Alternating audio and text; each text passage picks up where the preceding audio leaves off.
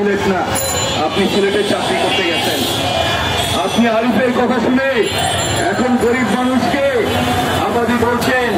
আপনিও তো আবাদি, আপনি তো সিলেটি না, আপনি সিলেটের বাইরে থেকে গিয়ে সিলেটে চাকরি করছেন। ফলে আরিফ একদিন আপনাকে আবাদি বলে আপনাকে সিলেট থেকে বের করে দিবে, তখন কি করবেন? আমরা বলতে চাই, আমাদের ভাই ব্রাদার, আমাদের নেতা আনোয়ার হোসেন সুমনকে গ্রেপ্তার করা হয়েছে, যা তার বিরুদ্ধে 4টি মামলায় গ্রেপ্তার দেখানো হয়েছে। পুলিশ রিমান্ড চেয়েছিল, সেই রিমান্ড আদালত গ্রহণ করে নাই। আমাদের 15 জন রিক্সা শ্রমিক, রিক্সা ভ্যান ইজিবাইক শ্রমিকের 15 জনকে গ্রেপ্তার করা হয়েছে। বাসদ এবং তাদের শ্রমিক সংগঠনের 22 জনকে গ্রেপ্তার করা হয়েছে। এই যে যাদেরকে গ্রেপ্তার করা হয়েছে, অবিলম্বে তাদেরকে মুক্তি দিতে হবে। তাদেরকে যে মিথ্যা মামলা দেওয়া হয়েছে, সেই মিথ্যা মামলা প্রত্যাহার করতে হবে। সেই মিথ্যা মামলা প্রত্যাহার করে তাদেরকে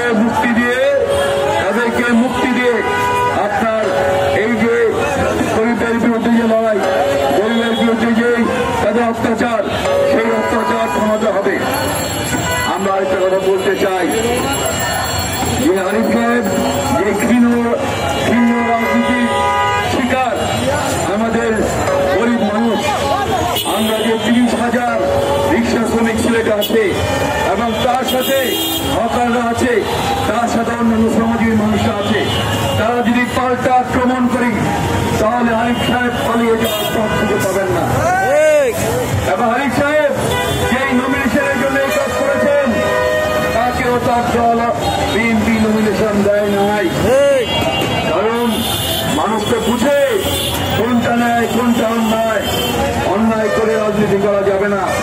আরিফ সাহেবের দালাল হিসেবে, আরিফ সাহেবের লাঠিয়াল হিসেবে যে কমিশনার সাহেব কাজ করছেন, যে ডিসি সাহেব কাজ করছেন, তাদেরকে অবিলম্বে প্রত্যাহার করতে হবে। তাদেরকে প্রত্যাহার করে ঢাকায় ক্লোজ করতে হবে, কারণ তারা টাকার বিনিময়ে তারা এই কাজ করছেন। সুতরাং আমরা আমাদের যে রিক্সা ভ্যান ইজিবাইক শ্রমিক ইউনিয়নের পক্ষ থেকে অবিলম্বে এদের গ্রেপ্তার, এদের প্রত্যাহার দাবি করছি এবং এদেরকে ঢাকায় ক্লোজ করার জন্য দাবি করছি। দ্বিতীয়ত, যদি আগামী 15 দিনের মধ্যে আমাদের সকল রিক্সা শ্রমিক এবং আমাদের নেতা আনোয়ার হোসেন সুমনকে মুক্তি দেওয়া না হয়, তাহলে আমরা বৃহত্তর উপায়ে এই স্বরাষ্ট্র মন্ত্রণালয় ঘেরাও করার আজকে কর্মসূচি ঘোষণা করছি। কারণ এই স্বরাষ্ট্র উপদেষ্টা তিনি দেখেও না দেখার ভান করছেন।